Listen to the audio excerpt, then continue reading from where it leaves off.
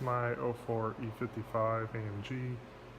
Today I'm going to see if I can replace the blower motor for the AC HVAC controls.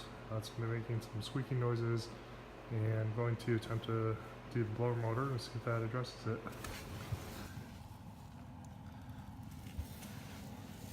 So hopefully you can see the bolts there. It's a T25 that we're going to use to take out this under panel.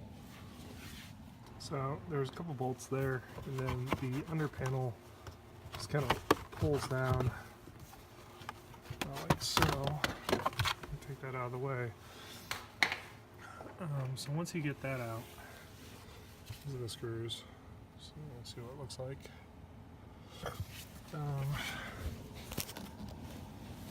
Should be able to see the blower motor right there, and that's also held in by a few torque screws that we're going to take out. For bolts down, this is the cover where the blower motor is.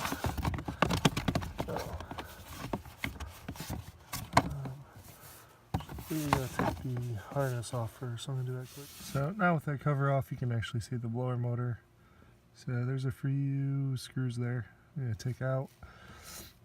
Get this out and replace the unit.